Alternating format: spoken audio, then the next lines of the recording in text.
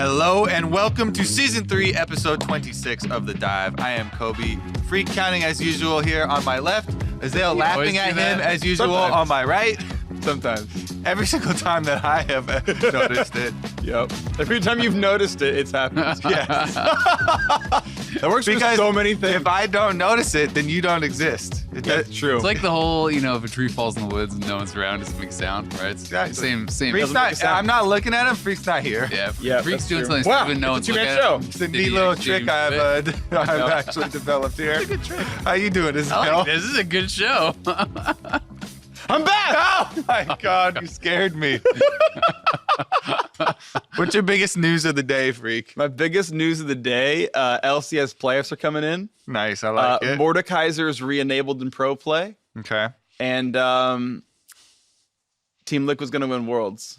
Oh, let's start There with we that go. one. There we go. Team Liquid gonna win Worlds. Yeah, That's you big think about news. it. Yeah. I mean, Team Liquid beat the world champions at MSI, so Okay. they'll just do it at Worlds. And how can you beat the world champions except to win Worlds? Fair enough. I So, follow on the Yeah, logic. the logic is here. sound. Like a tree falling in the forest. Oh God. I got the call back. Well, 9:15 is coming up in pro. You mentioned Mordekaiser. That we talked about 9:15 last week, so if you guys want to go back and check that out, you can. Relatively, minor patch, a lot of small changes, but one of the big things is that Mordekaiser will be actually enabled in LCS. This will be the first time that it has actually been available to be picked in the LCS. It was played in LEC, but it was disabled that weekend. So that seems like the most major change for playoffs. But the champion has been around, for a while now. So I'm expecting players to have put in games at least in solo queue, and I am expecting to see this get play. Yeah, I mean, the email went out earlier this week, to let all the teams know and whatnot that, hey, we're in 9:15, and by the way, with 9:15, we're lifting the administrative disable. So, I'm expecting the teams to have this prepped, because I'm guessing a lot of teams had practice coming into it, and before the disable came in, and then you just put the games back on it, you get back on the bike. So, I am expecting to see Mordekaiser games in every region this week. Yeah, Mordekaiser's not that complicated and strong, so Yeah, it's an easy one to pick up, as you said. for sure. Like riding a bike. Yeah, and I think it changes up some things for top lane as well. I think it'll be interesting to see what teams, or if it's going to be all teams actually picking this up and playing it around top lane. And if they are playing in top lane, how much does that change? How junglers are actually spending their time on the map, since it can be a fairly difficult champion to gank, but it's also good to gank for because he does have fairly powerful gank assistance and is really, really strong from ahead. But I do think that we could see teams like especially some of the teams that we've been talking about who have been really reliant on Aatrox. I do think that you can sometimes kind of swap Mordekaiser in almost as a pseudo replacement for that. Dokla is a guy that I think definitely could be picking this up and playing this. I could definitely see Huni doing it, because he's pretty out there with a lot of his picks. So I'm excited to see how teams are going to utilize it, because when we did see it in LEC, though it did come out a couple times that week, I don't think it actually won at all. It didn't really do that great. So it's hard to tell, because it was the lower tier teams that were kind of picking it. So Yeah. you were expecting them to lose anyway. And I'm not quite sure really how strong the pick is going to be in pro still. Yeah, I know for sure in one of the games it got camped.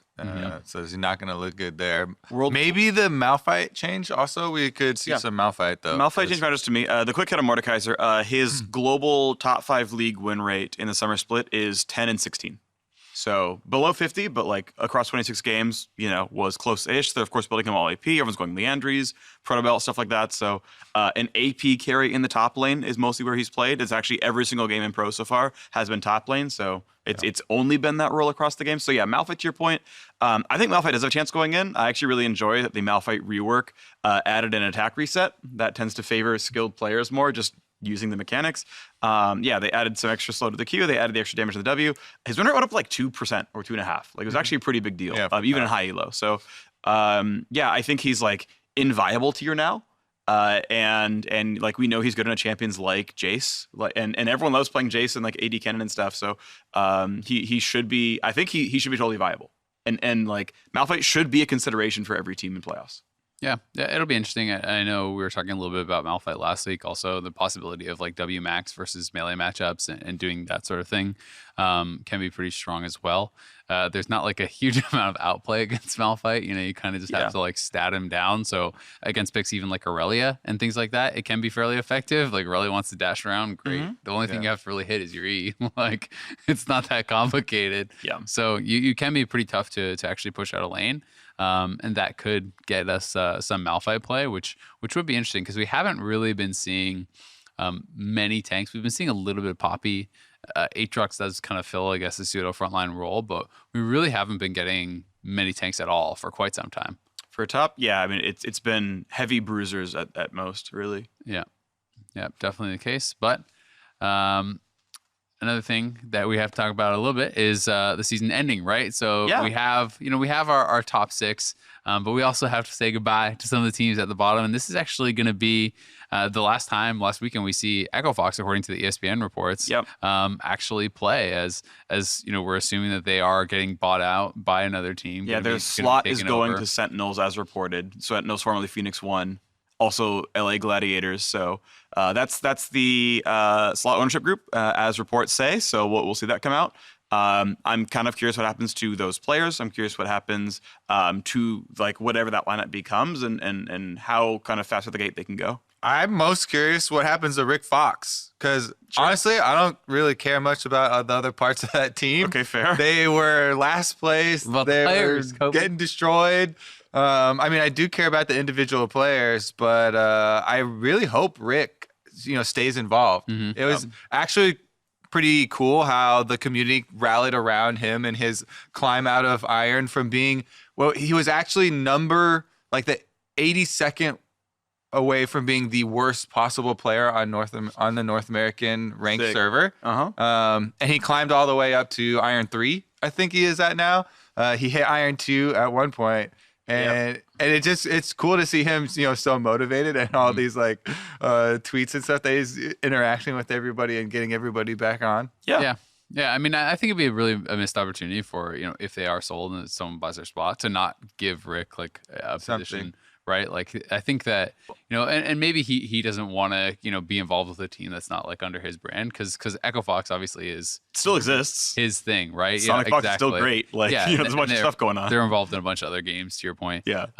But I think that would be a really big loss for the LCS. Not only like his passion for the game and playing and climbing, but like he's been a great spokesman for the community and for esports. And, hopefully he will stay around in some capacity because I think he's been awesome for the LCS. And, it's been fun to see him around the studio and get to chat to him from time to time. To have him on the dive was awesome. He's definitely become, I think, a pretty big figure in the community that a lot of people would really miss if he were gone. Yeah, definitely. I like the guy a lot. He's super awesome. Nice ad. Just like, I agree. I'm gonna say that in 7 words. Do you like 100 Thieves a lot? Do you? I do actually. Do you have the same sentiment because they made a big rally? Yeah. They were 0 and what was their 0 and 5 was their streak. Yep. Also in spring it was pretty bad, but they brought in amazing. They brought Ryu back in. They took out Someday. All these drastic changes that you have to make when you're in a situation like that, and they actually made a rally to almost get back into playoffs. Yeah, they got up to the tiebreakers, and honestly, like I was kind of surprised that in a world where 100 Thieves, GGS, and Optic were all tied, the 100 Thieves was the worst performing of the 3 because that felt the opposite of how the games were going and how the teams were performing. So that was kind of unfortunate. It felt like the wrong time to almost choke in a way because like their games going in were better. I'll continue to quote that, like you talked about the 0-5 streak, the first 4 of those were with the other roster. So like to me, this roster went 8-6, which is a winning win rate, which is a higher win rate percentage than TSM at 4th. So like if you had magically known this was the right lineup and played them week 1, they probably would have been playoffs as a fourth seed, right? But didn't play well in the tiebreaker. That's really too bad. Like the org, like the players, super big fan of Amazing. I think he's been really incredible. Great player, great on camera. A lot of great things to say about him. A really personal guy. So like, I wouldn't be sad if they changed literally 0 players and just came back in a string and be like, all right, playoff team, let's go. See, I think that their management would definitely be sad because 100 Thieves, I know since the very beginning have taken the stance that they want to be the winning team, and they've put a lot of effort and a lot of money into trying to be the premier brand. So I definitely, even though to your point, like they've had great increases this during summer and trying to move stuff around. I do not see a world where they don't make some more drastic changes, because I think they want to continue to be the premier brand and they want to be one of the top teams, not just like fighting to get into playoffs. And I think they want to play someday, right? Which requires changes. And I think that's one of the biggest things is that you talk to any of the players in the league, everyone is always mewing about how it's unfair, basically. Well, I'm not even joking, but it's like that it's unfair that somebody is playing in academy, right? Yeah. That he's too good for academy. He is. And he's very much too good. Like he is a great player, and I think that the reason that they are not playing him is simply because, Soligo did not work out mid lane, so they needed to actually make that sub mid lane, which meant now you're out of import slots, right? Yeah. If they were able to find a really strong, mid laner who actually already has residency, that would be a huge deal for them. Or if you're able to perhaps then look for a trade for someday for a strong resident top laner, right? Yeah. That is the other option for a team who has an import slot available, who might want him. So I definitely am expecting some action from 100 Thieves, but I do think that they made a good turnaround to actually sub in. Essentially, it was one of their coaches, right? Like Ryu comes back in as a coach and starts playing again. They bring in Fake God out of nowhere after this 0-4 start with the other roster. So I do think that it was an impressive run given the circumstances. Yeah. And I also can't say that there's any world in which as a coach or something that I would have not been starting someday from the start. Like, oh yeah, of course, right? Yeah, sure. It's certainly, I think it was kind of unforeseeable how it would work out. And, it'll be interesting to see what they come back with next year, but certainly a disappointing end to the year for them, much better than spring, where they were kind of hard 10th. They were one game off playoffs, right? You still end up 8th, but this is a better performance than I think what 8th normally is kind of considered. But even still, it's worlds to this, right? So that is certainly a big drop off from them, a disappointing year. And I think they're going to be looking to change things up and try to, come back strong for next year. Do either of you care about the fact that... Yes. Continue. Freak's a caring fellow. I am. However, he does not exist anymore as I have turned my face away. Oh, wait, I can see him on the screen over there. I'm back in the show again. Do either of you care about the fact that while 100 Thieves did not make it into playoffs, both of the two players that they kicked and caused a lot of drama in Meteos and Cody's son did make playoffs, rallied with their teams. Yes. Clutch and Optic. Yes. They found new homes. And by the way, they aren't just in these new homes. They aren't just parts of them. They are big reasons why those teams are actually better now. They made both of those teams strong enough to get into playoffs. And they're big reasons why 100 Thieves was 10th place and barely won any games at Worlds. It's because they benched two of their best players. And maybe there was coordination or interpersonal issues or whatever, but it's Meteos was their better jungler and they sub him out and they get worse. Cody was a better bot laner. They sub him out. They got worse again. It's when you keep taking out your good players, the team gets weaker, and now you got to rebuild, and you got to keep taking out good players. It's oof. Yes, this was. I could see this coming a mile away. Both halves of it, right? Where of course Meteos is still good. Of course Cody's son is still good. Hey, look, those teams made playoffs again, and of course 100 Thieves are falling off. So. Yeah, this is what happens when you have skill downgrades for roster moves. I mean, the tough thing about it is obviously from an internal point of view, they clearly thought that whether it was attitude, whether it was performance in scrims or whatever, that it was not just a clear downgrade. Otherwise, they obviously wouldn't have done them, right? And they made the wrong read on that, and that certainly has kind of come to bite them. I think a lot of people are pretty positive about Meteos, but I always find that people are I think kind of unreasonably down on Cody's son for his level of performance. He's had a great career, right? Yeah. He's not double lift, but I think people are pretty positive on Cody's son right now, maybe. But I feel for the most part, people are memeing on Cody's son. People are talking about Cody's son as not a legitimate contender for being one of the better ADs in the league. Even back when he was on 100 Thieves, I know Freak, you had been kind of a big supporter of his, and talking about him in some of your 80 carry rankings and stuff, and getting kind of attacked for where you had placed him on that. I had placed him back in his first or second year. I was he's actually doing pretty well already. Before he had the Immortals run, where Immortals was a top 3 team, I was wait, Cody's doing really well right now. And people were like, XD, Cody done. And then he went and got top 3 with Immortals. Like, I was right. Yep, but then everyone was playing for the world's play with Immortals, Sure. which wasn't very good. It wasn't I feel bad like play. some of these things have kind of moments have stuck with people a lot more than perhaps they should have, and he's been very good. I mean, clearly people weren't super high on him when he didn't even have a starting spot for a lot of this year, right? Like no one wanted to play with him. Yeah. Yet here he is in the LCS again and actually performing really well, right? He hasn't died in his last like 5 games or something like that, and has some pretty impressive KDAs to boot. Has been putting out a lot of damage, has been kind of doing the job that his team needs him. He's not like the most aggressive player. He's not like the spark plug for the team, but when you slot him into a team where they need a little bit more, I think, of like measured play, like Clutch sometimes does, it works really well, right? They already have all these kind of aggressive, crazy players. You don't necessarily need your AD to do that as well. And he's kind of I like to think of him as almost like the insurance policy for their team. Yeah. I think he's a solid laner. He's, I think, a very good team fighter overall. I'd put his strength mostly in team fighting.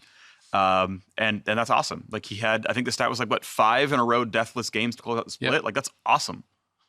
All right. Just impressive. Well, enough with the teams that didn't make playoffs. Excuse me, Clutch did. How dare you? Let's get it. Yeah, that we're still going to keep talking about Clutch. Okay. What about GGS and FlyQuest, though? Do we care? We don't have to care. FlyQuest are going to be in the regional qualifier. What you got to say about them? Golden Guardians done for the year. We'll see them next year. FlyQuest are going to be in the World's Gauntlet. Yeah, I know FlyQuest was rounded it up. FlyQuest are really looking forward to the Gauntlet play, and they were talking about having everything in their practice all be pointed towards Gauntlet play. I hope that works out, because this was our 4th place team from summer that just completely fell off the deep end with no roster changes, or in spring, and then fell off the deep end here. Summer has been absolutely just it felt like they just stopped doing half of the things that they were doing in spring.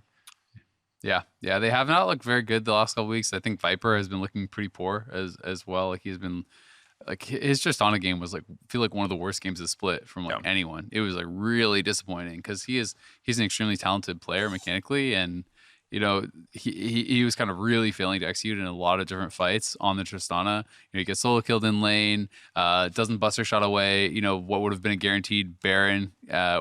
Like that should be a simple play. You just R away the jungler, you get the guaranteed Baron. Then after not having done that, he actually saves the jungler with his buster shot, knocking him over the wall like a full second or two too late.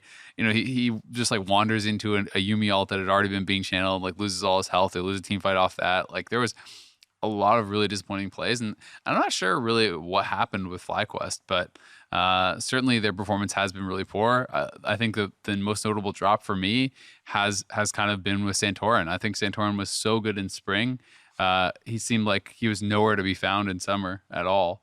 I kind of have him as one of the worst junglers in the league in summer, honestly. Like it didn't feel like he really got anything done, whereas he was the only one outside of the top 3 to even make All-Pro in spring, right? And a lot of people were talking about him as perhaps even like the second best jungler in the league. So that was really weird to me. I don't have a lot of hopes for them for Gauntlet, because their performance has been so bad compared to what it was in spring. Yeah. But for Golden Guardians, it's obviously going to feel worse making playoffs and then not even having a shot at Gauntlet, because they do miss out here. And, it's another team that was, like this close, right? It's 1 game off, just like 100 Thieves, but Optic had the bad end of that in spring, and now they're the ones that are getting to kind of reap the rewards here. Yeah.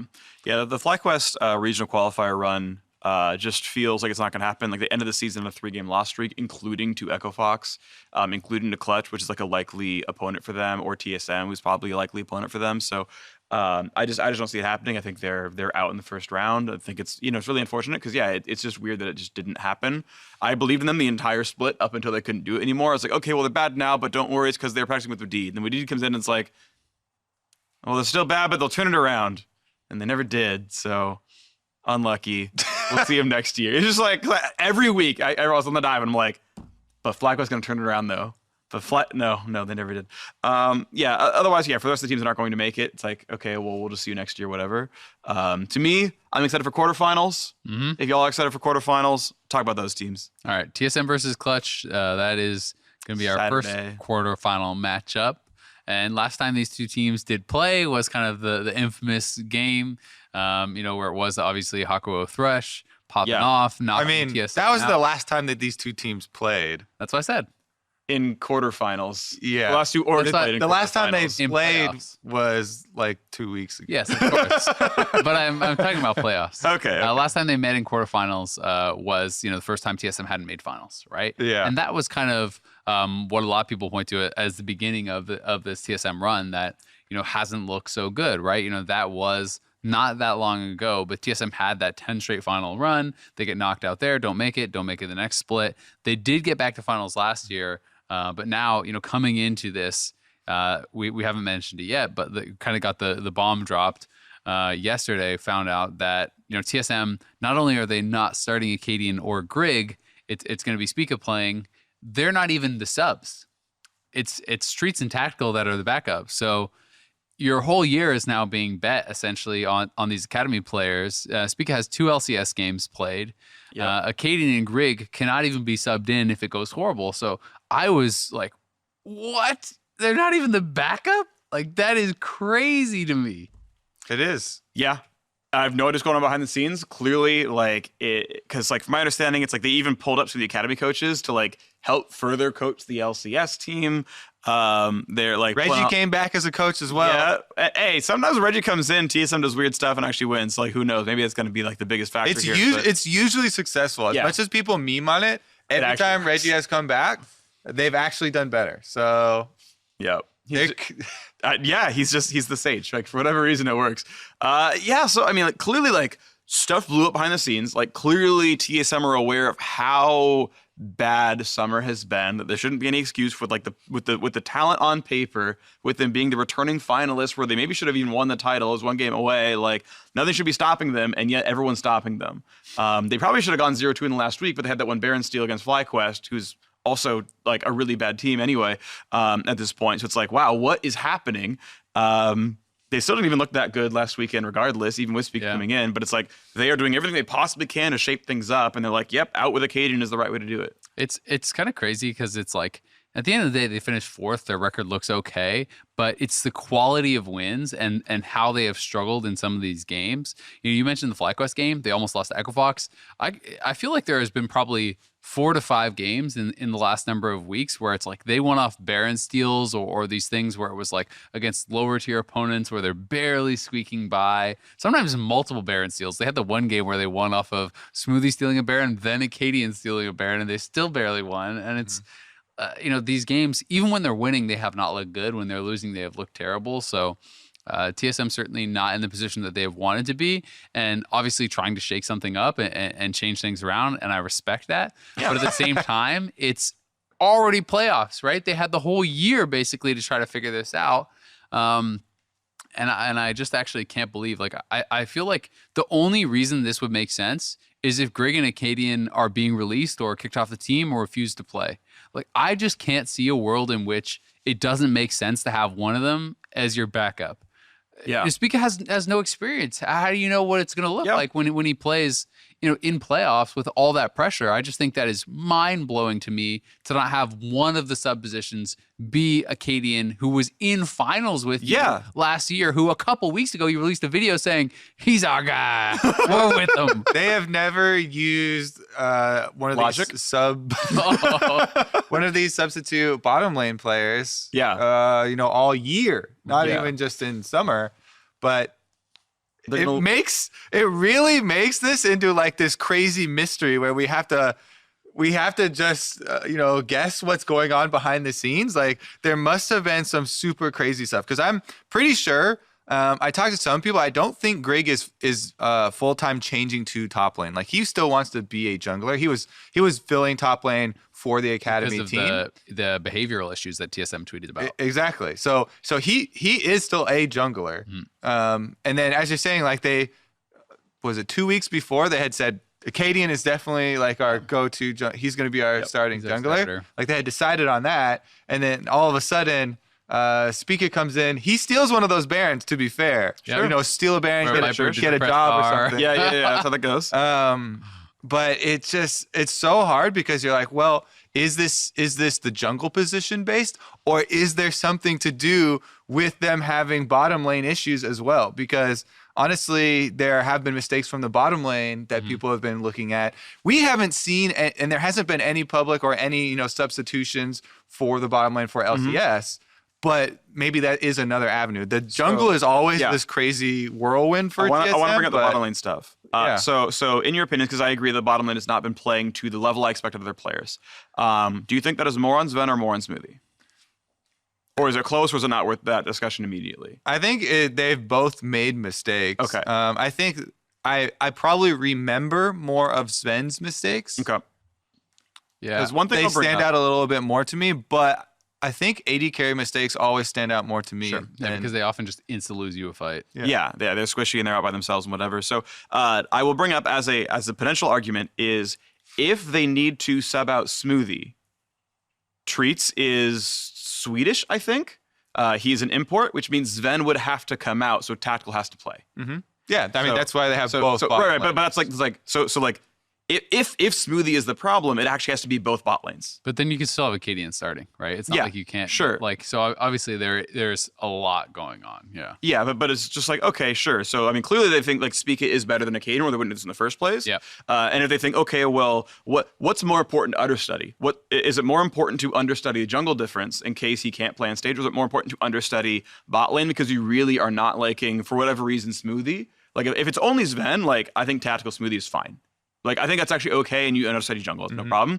But so like, give them the benefit of the doubt. Like, okay, if it's actually this, they haven't shown us that on stage. Smoothie's played every single game for TSM since he joined, but like, and I think he's fine.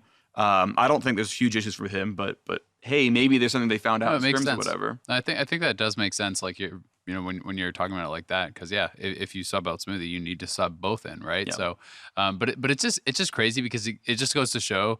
Clearly, TSM is seeing TSM's problems very differently than the outside world is, I think, right? Like, a lot of people are all on the same page that, TSM has some issues. They have some things they need to fix.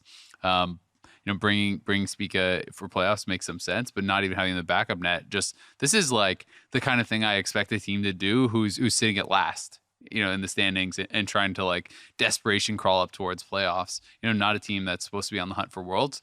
But if you're looking at it from the point of view from TSM and you're saying, we have no chance against these teams that are in playoffs as is. We are actually so bad that we will never even win a series. And if you're looking at it like that, then it makes a lot of sense, right? You should try something. You shouldn't just go quietly into the night.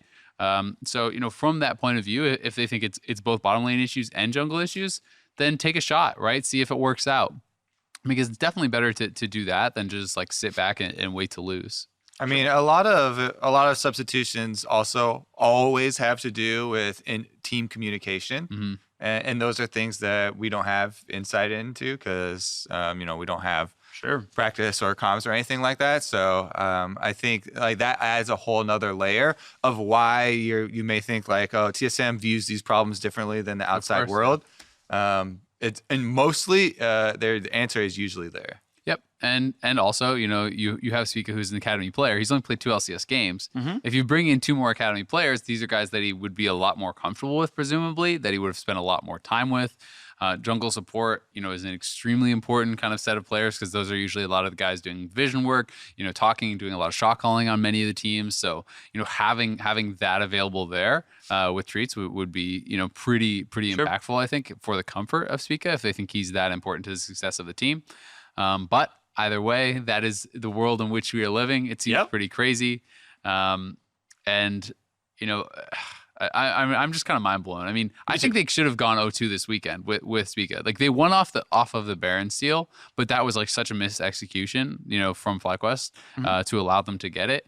And when you're asking about like who's bot laner or which member of the bot lane was making more mistakes, it was actually Sven solo invading the red buff that made them have to go for this Baron steal. Just walked in with no vision 1v5 and died. It was kind of flashback to finals against TL. And it was like, oh my God, did he just throw this game again on Ezreal at the Baron pit? I feel like it's weird when people say X team should have won or X team deserved to win or stuff like that, though, because as much as that is a huge mistake, then the other team, like their value is them making the mistake at Baron and getting it stolen too. Of course. Right. So like you say, like could have won or could have lost for sure, but should have. So the way that I would kind of argue against that is that I think that it's on ease of execution of a play, right?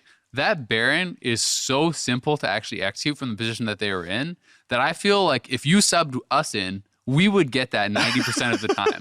And that is to me then just such a mental error. Like there was no difficult execution here. You literally just have Viper shooting the Baron on the right side of the pit where they saw the warded jungler walking from, and he presses Buster Shot, and you get that every time. So to me, that's where it becomes like more like should have, because I'm saying should have from the point of view of I look at you, a professional team, you should be able to execute that play every time, and from that position, I think you should win the game. Based on that argument, though, you're saying that Baron error by FlyQuest to not secure the Baron is a more egregious error than Sven getting that red and dying for it. You think that is a more egregious error?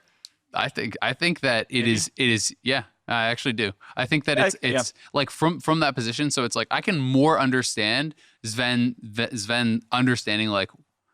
Or not understanding where people were on the map, or thinking that they maybe hadn't recalled or they were on the bot side and he could get away with this because he was having a good game. That is more like I can buy that logic, whereas I can't buy the logic of just not buster shotting the jungler, because that's what you should do 10 times out of 10. Or the support peeling. It wasn't just on Viper. Viper I'm pointing to because that was like really bad, and then he also saved the jungler with his buster shot. But there were so many people who did the wrong thing in that play that it was horrible.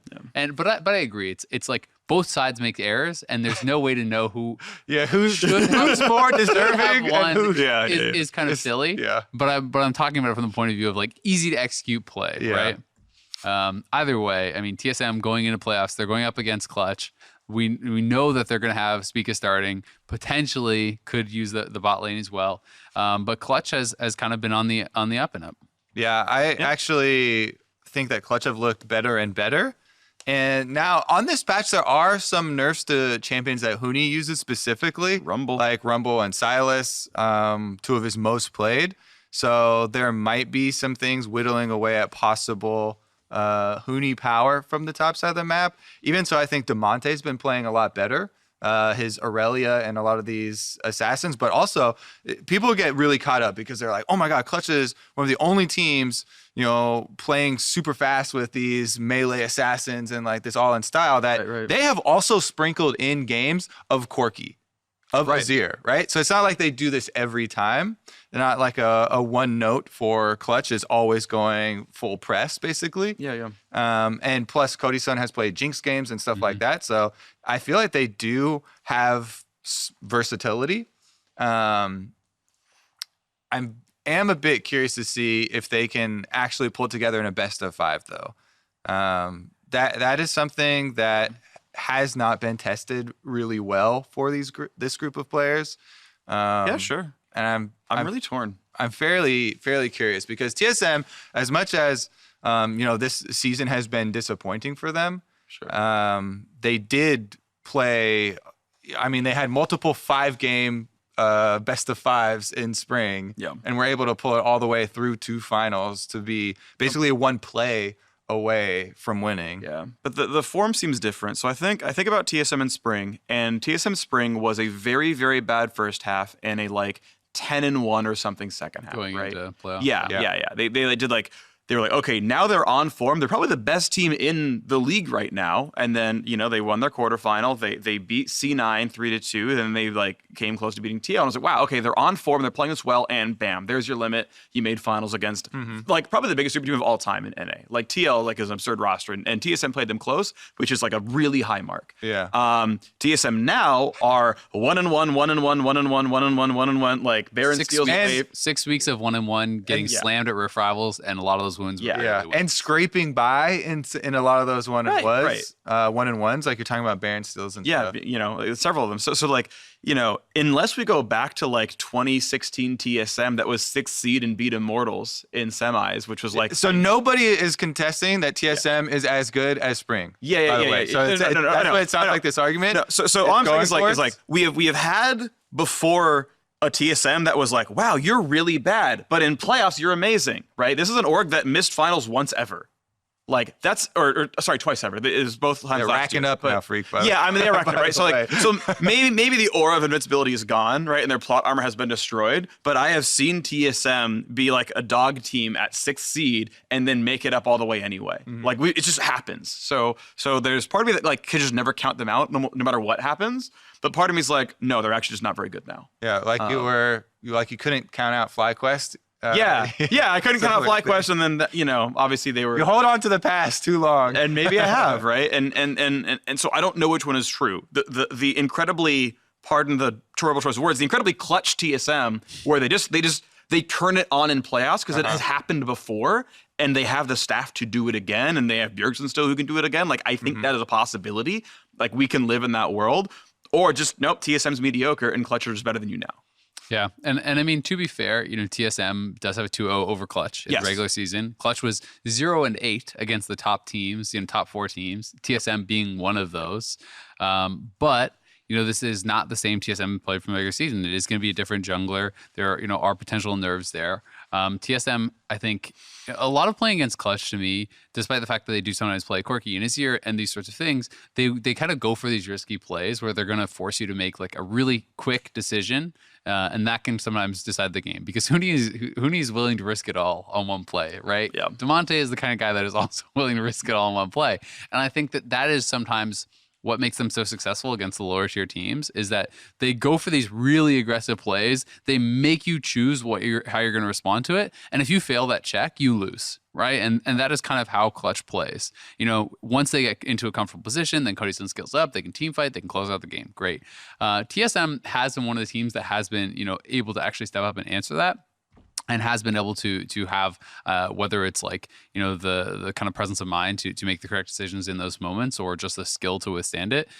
So I do think that despite these crazy changes, TSM are still favored. Going into this series against Clutch. I think that Demonte has been good, but Bjergsen is still I think considerably better and has an enormous champion pool. I think that Broken Blade is good enough to contain, Huni for the most part on the top side, and I think that is where most of the series would be decided. Right? Is like, can Broken Blade play well enough with Spica, who is a new player he doesn't have a lot of experience with, to actually contain Huni? Because I think that is likely where a lot of the focus on the map is going to be. Cody very commonly is playing to farm out lane and look towards the later stages of the game, and then it becomes about solo lanes. It becomes about jungle solo synergy, where that is where Clutch could maybe have their edge and get into the series because they have played together the whole split, and it's because brand new with these guys. Yeah, I think that Sven should be a better version of Cody-san. Yeah. As far as the bottom laners. And that's why I was kind of talking about during your rant. It feels like you're judging TSM versus old TSM rather than versus Clutch, which is going to be their opponent. Yeah. So yeah, that matchup I think is close, and actually I think Clutch has gotten better and better over time. Like I think Cody-san is a great roster change. I think they are, to your point, yes, they've gone 0-2 against TSM and everyone else up there, but I think Clutch are in a good spot. The last time they actually played TSM was back in the middle of July. I think that would have been like week 5, like starting out the second round robin practically. And I think Clutch are in a good spot now. Like I think they have actually gotten better over time. They have improved as a squad. I think TSM have gotten worse as a squad. So even though TSM have a better record, I would say that Clutch is a better team as just like, if you give them an ELO or something, I think I put them higher. So I actually probably take Clutch in this matchup. I think their players are all playing at the higher end of their careers now. I mean, like Vulcan's career is pretty short, Demonte's career is pretty short, but I think they're playing really well. I think Huni is getting back on form compared to what he was beginning this split or last split. Like Lyra seems to be doing much better than he was for the last 2 years. So like the Clutch players are all pretty warm right now or pretty hot right now, and I see them winning this series. Nice. All right, it's definitely going to be an exciting one. I'm super excited to see what different looks Clutch does bring, because regardless if they have had some Azir games, some Corki games, for sure in a best of 5, there's at least going to be some Assassin games. Yeah. And then maybe we see TSM also trying to answer with Assassins. Bjergsen played Zed versus the Glacial comp versus the Glacials, and he learned that the Glacials is just a hard counter. They're too tanky, too CC, too much CC. But I really want to see some exciting skill matchups, and it feels like we have the players in this game to go back to that meta. It feels like these two teams in this matchups will opt into saying, okay, we're going to bypass on that Corki Azir stuff and go a little bit faster paced. Yeah, I think that could honestly be a really cool way to play out the game. TSM has gotten most of their wins from kind of going late and being better than their opponents in the late game, right? You know, whether or not it's been clean, they've been solid in the late game. You have really talented late game team fighters, Sven, Bjergsen, great carries, obviously.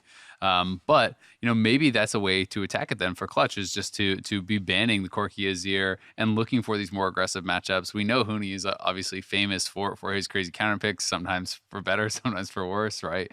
Things like Delusion Top. So that I think is also a big opportunity for them, up on the top side, because we know there's all these assassin picks that could be brought in mid lane. I think that Huni could certainly be preparing counters in the top lane. And I think that could be, definitely a way that Clutch could get an edge too, because they're certainly not afraid of taking a risk on plays like that, like things like Fiora, things like Jax, things like split pushers, wouldn't shock me to see, Huni pulling something like that out, as some of those picks can be actually really powerful against some of the meta top laners right now. Yep. That could be exciting.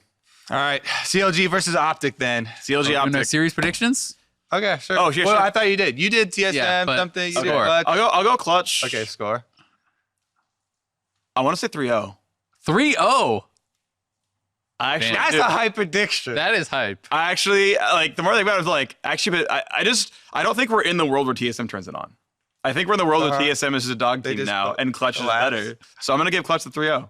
That is hype. I like that. I'm giving Clutch the 3-0. What do you guys do? I'm going 3-2 TSM. So I don't think we're in the world where TSM turns it on, but Clutch is still Clutch from man. I don't think that they have to turn it on game 5 versus TL level to beat Clutch. I think Clutch, is the 5th seed for they're a 9-9 team, and I think TSM still has what it takes to take them down, though it's a lot closer than I would have thought I would be seeing it. As seen by the 3-2 score for the series prediction. I was also going to say TSM in the 3-2 because even in spring, all of them went 3-2 anyways. That's true. Right? All of their playoffs went 3-2 even when they were at their going peak. With the numbers. And honestly, I do see Clutch winning some games. Yeah, sure. For sure.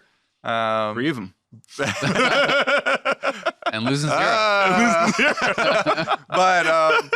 But yeah, I think there's a very good chance still, and especially I'm actually putting faith that Parth and Lustboy and the TSM staff have a reason for these. And Reggie and Zix. Yeah, actually, their staff all 8 coaches. Their staff is very deep now. That everybody has joined in, but I've got to believe that there's some reasoning that we do not know about as far as communication or in-game personalities or something there that they're making big moves for a reason. So I still think it'll happen. All right, moving on then to the CLG Optic one. This one actually will be super hype as well. I think this has 2 extremely strong junglers going to head to head. Meteos, pretty much all split long, has been incredibly good for Optic and a huge part of getting Crown ahead, setting them up for their split push victories. Meanwhile, Wiggly has jumped ahead to be an all-star for CLG, with everybody having all these interviews talking about, oh my God, I didn't know he was going to be this good this fast. Sure. So it's going to be fun to see them go head to head. Yeah, I mean, much improved. Huge jump split for Wiggly. Really impressive for him. Biofrost seems pretty well back on form. Seems peak Biofrost. Stick stays pretty close there as well. Really keen on CLG's bottom lane. Really keen on their jungler. PoE is fine. It's interesting because I think at the beginning of the year, I was like, okay, well, PoE is the carry, and everyone else is going to try to keep up. And, Power Vivo can bring this team into playoffs. They could do some good stuff. And it's actually everyone else getting really good around him, where Power Vivo is my least excited player on the roster. He's still very good, don't get me wrong. He's still a very good mid laner, but I'm just you're the least important player to me. I care about everyone else more. Ruin down the line, I think all those players are really great. Yeah, Biofrost have been doing so well for CLG all split long. It kind of sucked that his last game on the Rakan was a bit of a dud, where is one way to put it, where he whiffed a lot of the ultimates, and yes, the whole team was struggling in this game, But those are, for me, some of the moments where you're like, all right, now we're looking to, team captain here, make some big play, making this shit, get them back in that game. Yep. And you're like, oh. So then I was like, okay, well, maybe like best of 5 is where you really need those moments too. So I think that this one could be pretty close as well. I'm still going to give my edge, I think, to CLG heading into it. But I have really liked the improvements of Optic on their side. Much similar to what you're talking about, the improvement overall of the CLG level for their team. I think there's been a similar rise in tides for Optic, where Dokla, notorious now. Notorious. Have been shouting out the big dokes for a lot of his 2v1 plays and all this stuff, because it's like Azale always commiserates with these top laners that have to play weak side with no help. Yeah. And I'm like, Dokla embodies that. Dokla does not get much jungle pressure at all, if any, in an entire game. And so he has to fend year. Yeah, so he has to fend for himself a lot. And it was cool. You kind of cheer for the underdogs, So it was cool to see him perform really well on Aatrox and have a lot of those big plays. But I also wanted to talk about Arrow and Big, because them playing well duo on the bottom side of the map is a huge part as well. Yeah. And I mean, so the tough thing for me with Optic is I feel like they're almost the reverse 100 Thieves, where, this team I think is actually a lot worse than what their record is. I think that Optic at their best is actually long past. Optic at their best is this crown split push style that they haven't played for so long.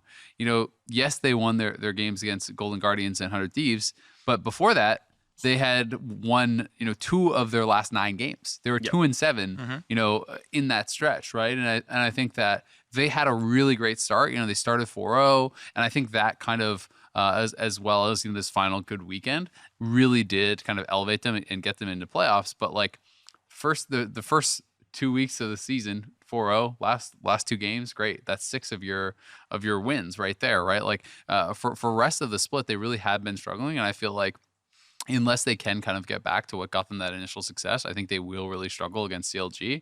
I think CLG has been a more solid team overall. Yeah. They did kind of falter in that last weekend. Yes, Biofrost didn't look great on Recon, but it was also up against Morgana Caitlyn, which I think is really hard to play into, and was a smart and well-played counter pick from C9. But, Optic to me at their best was still put Crown on a split pusher, put Dokla on a tank, and all in on this strategy. And, they played those games out smartly, and they had these kind of crazy games where he's going for turrets and Meteos and the rest of the team is trying to actually, delay the game and buy time for them to finish. And I don't think Optic ever looked as good as they did in those early weeks. And at a certain point, they just kind of like made the call to move away from that. And it felt like they never really went back to it, which was interesting and kind of told me that, hey, maybe it stopped working in scrims. But I have always felt that has been like really the strongest answer for them. And I do have concerns for them going up against CLG, because I feel like when they are not playing that style, they're kind of playing a very similar style to CLG, which is like relatively slow, like macro style games. Yeah. And I think that they're just worse than CLG at it.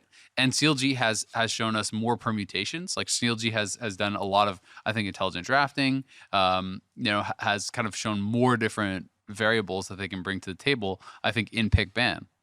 Yeah, I mean, the 7-2 versus 2-7 point is really interesting. Again, I'm kind of surprised that Optic even made it into playoffs, as you mentioned. Like they lost 4 games straight coming into this, and then got to tiebreakers, and then actually won those instead to pull it through. When you had 100 Thieves who like just beat CLG, showing that they're good, and then lost in tiebreakers right away, right? Like the form doesn't line up with the results is the really kind of weird thing about this. I guess you can say that they're 4-7 in the second half because you count the tiebreakers. Like these teams played on Saturday.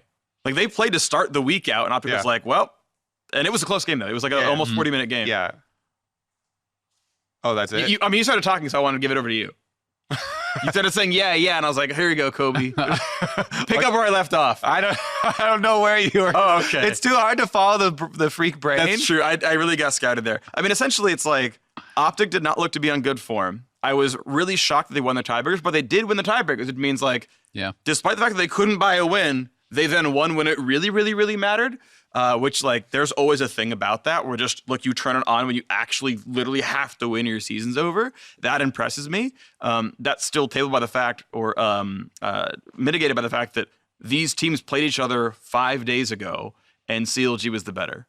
And CLG was very close to getting a bye, right? C9 really turned it on at the end. They had their 3-0 final weekend with the tiebreaker win, the 2-0, and they needed all that and CLG to actually lose to get the bye. Mm-hmm. Otherwise, CLG would have been waiting in the semifinals, and I would have thought that they were fairly appropriately ranked for that, right? For sure. I think that CLG is the second or third best team.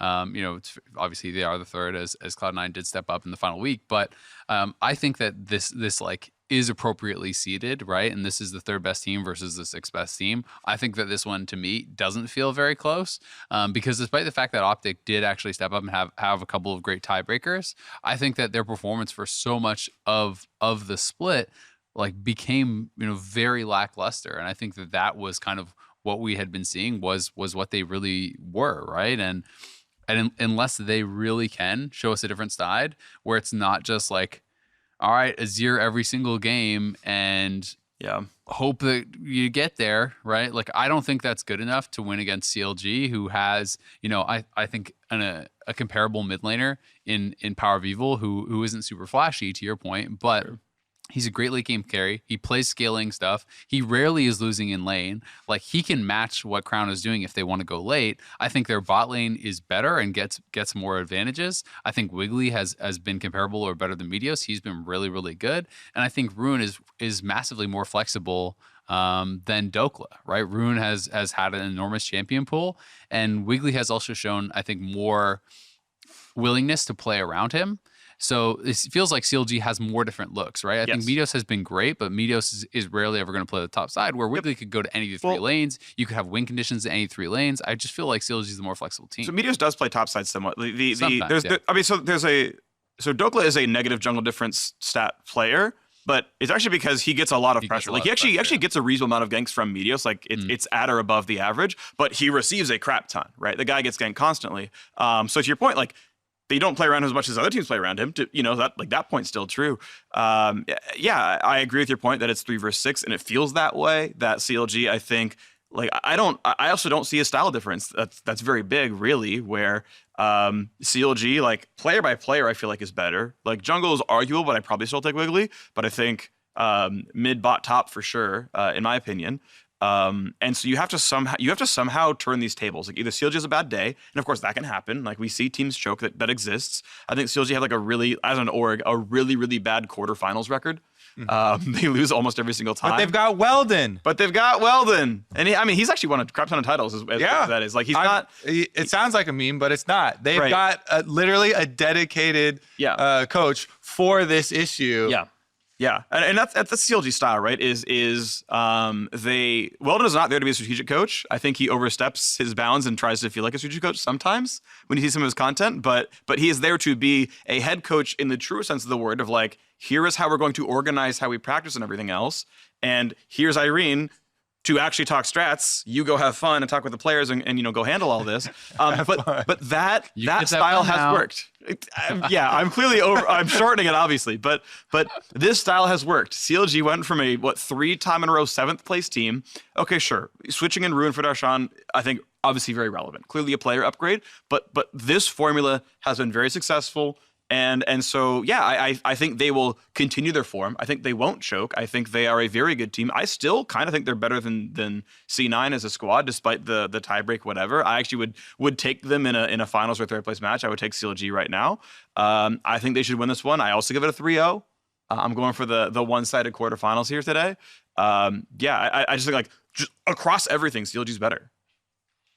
Yeah, I mean, I'm kind of in agreement, maybe not as extreme. I'm predicting CLG, definitely. I think it's going to be 3-1. I'm just finding it hard to think, like, where is the way that Optic should win this series, unless it's just incredible individual performances, or CLG has that bad day, because I think that they play similarly, and CLG is more flexible and has better players generally. So it seems really, really tough. But at the same time, I definitely overlooked Optic at the start of the year, and they did overperformed my expectations. You know, if Meteos has a great day, Crown certainly has the ability to carry games. We've seen Arrow have some great performances. So, you know, if these guys do step up, I think it takes kind of like that Herculean like individual performance. But barring that, I just see so many more paths to victory for CLG. You guys are really bringing me down. I'm excited for this matchup. What you got? I think this matchup is actually a good matchup. It's a good matchup. I think it's exciting. I mean, Dokla's been playing so much better now.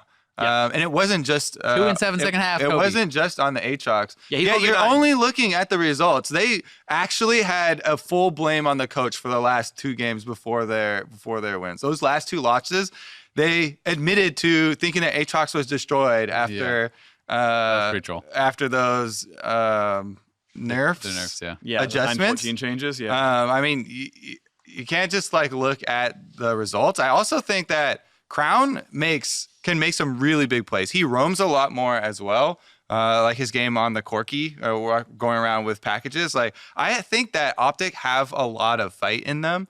I don't think it's going to be this giant stomp. You have no chance. Giant stomp. Get feet blasted. falling from the sky. So I don't think also like Arrow and Big play kill lanes with Draven and stuff like that. I feel like this is more an exciting matchup. I'm still saying CLG. I think CLG are going to win. I just don't think it's going to be this like Optic are trash, and they should know that they're trash. That's not what we said. And you verbatim. Okay, Optic so are you trash, did say trash. You said Optic are 6th seed, and they should know they're 6th seed. Basically. No, I actually didn't say that. But. Like I don't think that the individual games can't be competitive because I think that CLG plays slow and they rarely just like dominate teams. I think we're gonna have competitive games, but they're gonna play the same style and CLG's better, so they're gonna win the series. They're doing the same thing, but it's like, you know, if you're playing the same style, if you're doing the same thing, you can expect CLG to execute. I don't know. CLG never gonna play Draven. They played 2 Draven games the whole year. You think that Arrow and Big are going to be executing these sick kill lanes? It's going to be Sivir. It's a simple example. He played 8 Sivir games. 8 Sivir games. 8 kill Sivir lane. games and kill 5 lane. Ezreal games. And 2 Draven games. Yes, 2. We're in there. Boom. New looks. Different style. It's all you wanted was different style. It exists in there. CLG going to lose a ban every single game. All 3 games going to have to ban Draven. They have to ban Draven and then win bot lane. Yeah. Oh, and they have never played Caitlyn. That's not the same style. That's true. Okay. Care for that Caitlyn Draven lane. I hear it's unwinnable. All right, so what's the score then? Mr. You have to watch your mana. Yeah. I think that is the key to the matchup. As long as you keep that up, you're good to go. Thanks for picking up the reference, Cody. All right. Did you pick a game score? Oh, game score? I think 3-1. CLG. You give the same score as me after all that. Yeah, but the words that you're using to describe the matchup were so hopeless. That's true.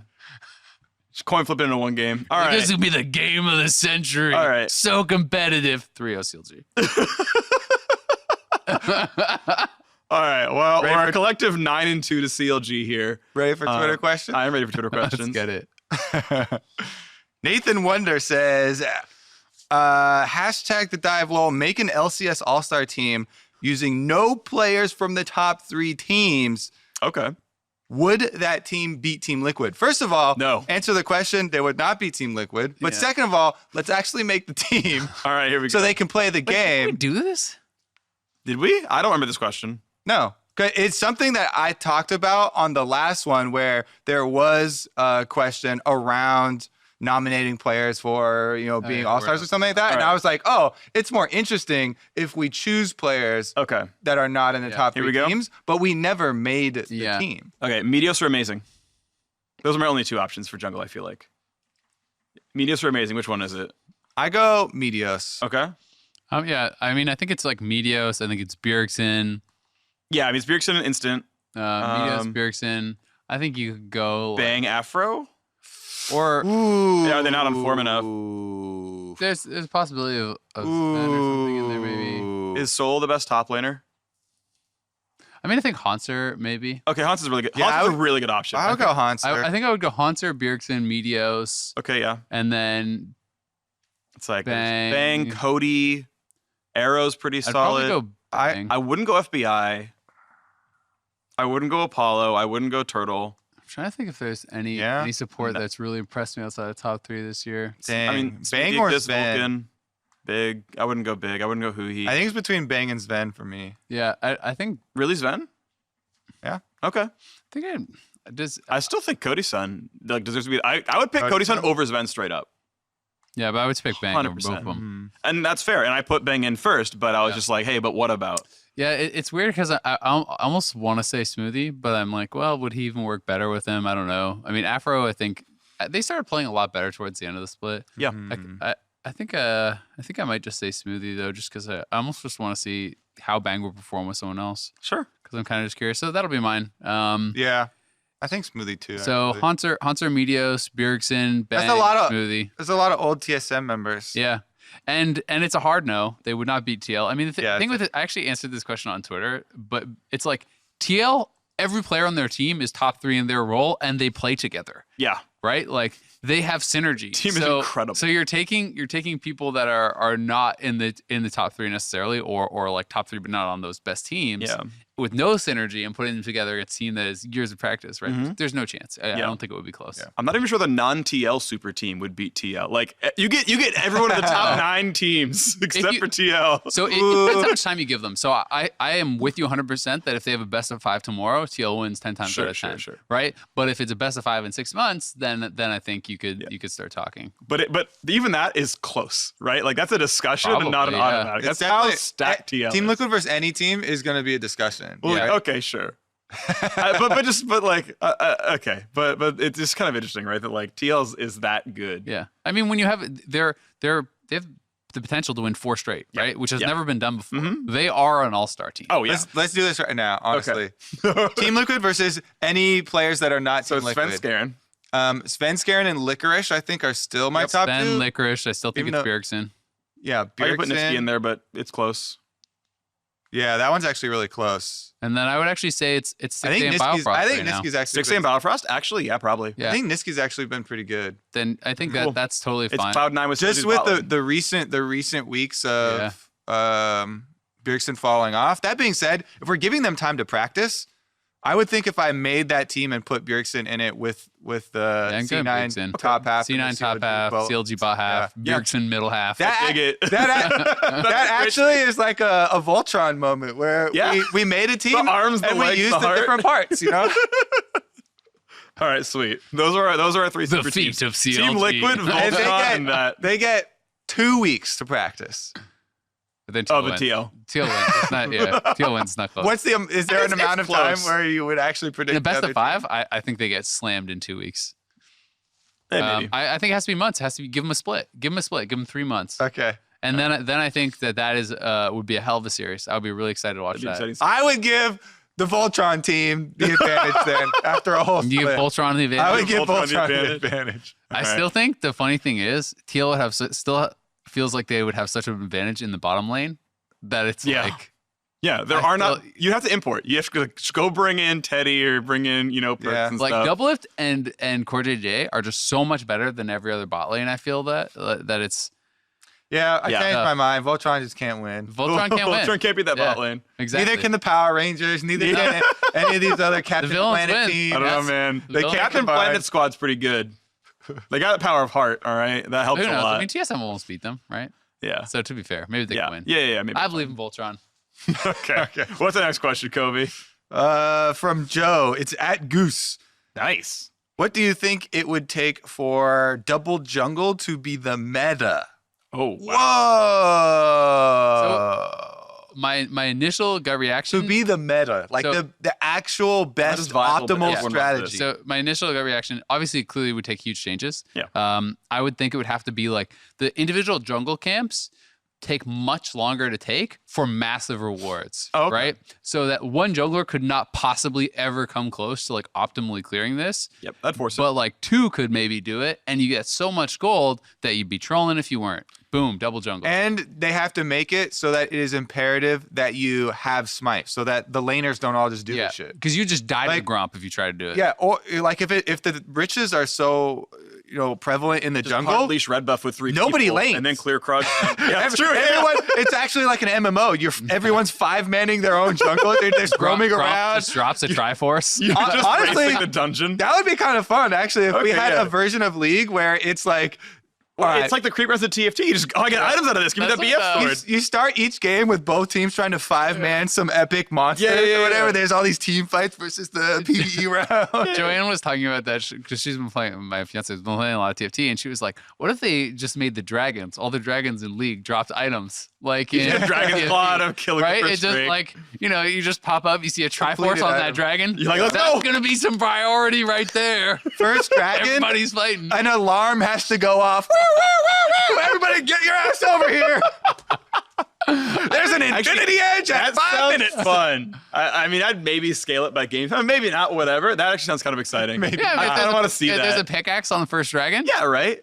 I mean, Dragon used to be you're in 1,000 there. gold, right? Like, Yeah. he's making an item instead. The BF sword, first dragon, spawns at 5 minutes. Get that for your Draven. Yeah, broken. except for that would never work in solo queue because me as a jungler, I'm yoinking that every time. Like, Thanks, Karthus. Draven, you want a BF sword? Too bad. It's good on Nunu also. Exactly. I'm Shojin Udyr. Should have been quicker on the pickup. It's like, All right, what do it's we like got before they introduced Master Loot. You're rolling for it in chat. Meanwhile, the other team's killing all your towers. Excuse me, I am the jungle class leader. You have no DK. DKP. 50 DKP minus. That'll That'll do it. That's it. That's it. We're done. How much DKP you got? 1,000. 1,000? That's Yeah. good. Yeah. All right. I mean, it depends how much you get, really. Well, I right? know. It's all relative. It's all relative to its own. Yeah, it's all. Yeah. I should carry my DKP over for my old guild. Okay. All right, well, that's going to do it for this episode of The Dive. You all get 50 DKP for watching. Woo! You'll get 1,000 if you tune in for playoffs this weekend, though. So your 50 is not going to mean much if you tune into playoffs. Follow us on every media platform. Oh, then you get 1 million. That's a lot.